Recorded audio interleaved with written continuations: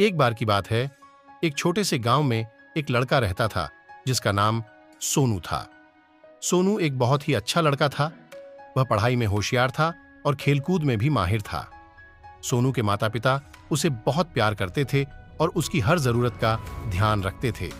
एक दिन सोनू अपने दोस्तों के साथ खेल रहा था।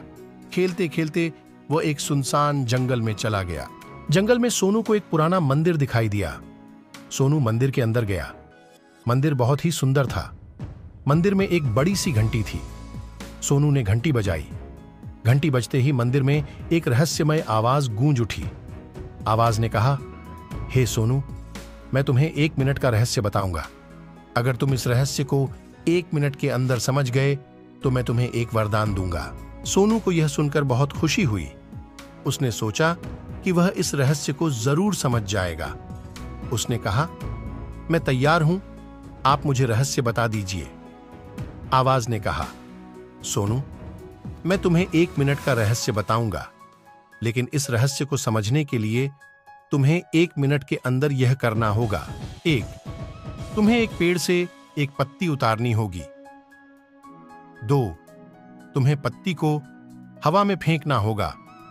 3, तुम्हें पत्ती को हवा में तैरते हुए देखना होगा। 4, तुम्हें पत्ती के रंग को पहचानना होगा। 5, तुम्हें पत्ती के आकार को पहचानना होगा। सोनू ने ध्यान से आवाज की बातें सुनी।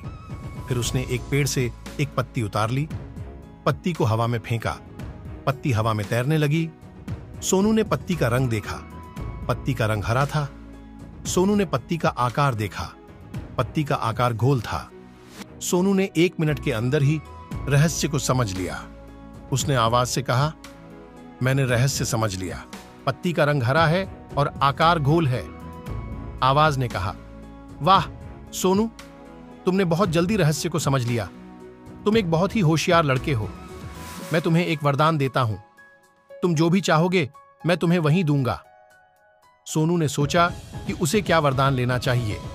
वह सोचने लगा कि उसे एक नया मोबाइल फोन लेना चाहिए, या एक नई बाइक लेनी चाहिए, या एक नई कार लेनी चाहिए।